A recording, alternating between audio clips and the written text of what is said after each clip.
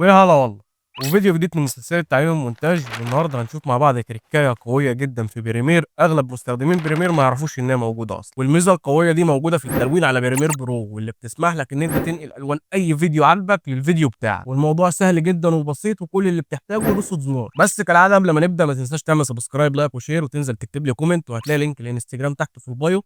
تقدر تروح هناك تعمل لي فولو، هتلاقيني دايما بنزل ريلزات سريعه ومختصره، هتقدر برضه تستفيد منها لو انت ما بتحبش الفيديوهات الطويله. وخلونا نشوف الفيديو.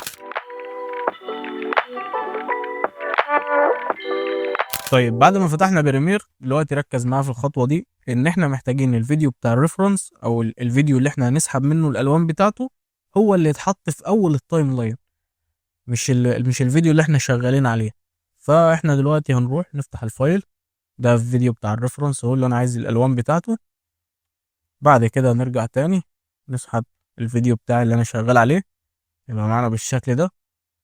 بعد كده هنروح عند اليومتري كولر وهندوس على كولر ويلز. بعد كده هنيجي عند كولر ماتش وهندوس فيو، وهنبدأ ان احنا ندوس على الفيديو بتاعنا اللي احنا شغالين عليه، ونجيب التايم لاين نقف عليه كده، وهنعمل ابلاي ماتش. زي ما انت شايف كده احنا اخدنا كل الوان الفيديو بتاع الريفرنس لانها على الفيديو بتاعنا. هو طبعا يعني عشان اختلاف درجات التصوير واختلاف في الاضاءات والحاجات دي، فطبعا هي هتلاقي الالوان اوفر شويه، فاحنا هنبدا ان احنا نظبطها. خلينا نشوف اكتر، خلينا نفتح شادو وخلينا نقفل دي ونشوف قبل وبعد.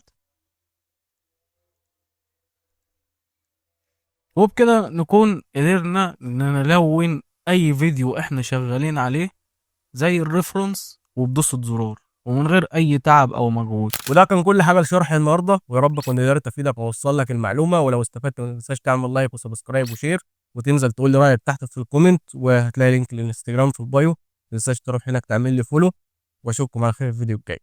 سلام.